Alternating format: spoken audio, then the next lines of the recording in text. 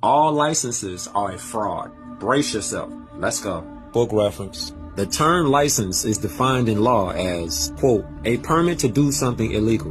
What? Hold up. Run that back. The term license is defined in law as a permit to do something illegal. Somebody might be like, well, that's your opinion. See Black's Law Dictionary, 6th or 7th edition. Receipts. Book reference. License. Certificate or the document itself which gives permission. Are you listening? Therefore, all licenses are permits to violate the only real law.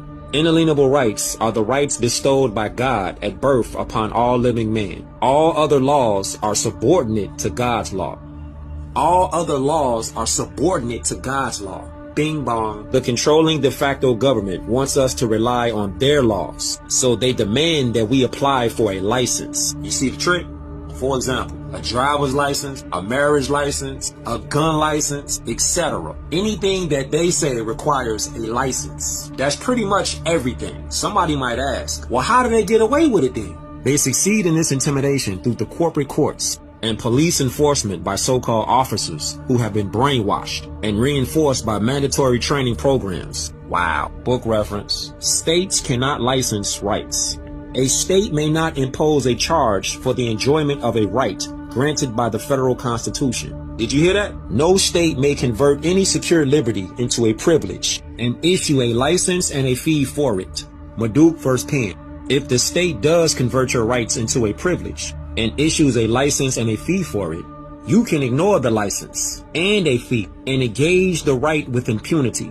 Shuttlesworth vs. Birmingham. Receipts. Remember earlier how I mentioned the marriage license? Check this out. Those who apply for and marry pursuant to a marriage license have added a third party to their marriage contract.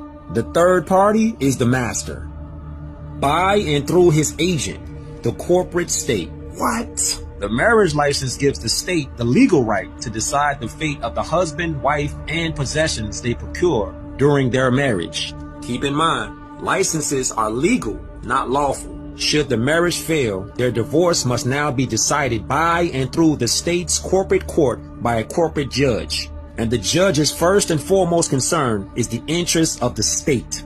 You didn't need a license, but since you went and got one, the corporate state became your master and you the slave.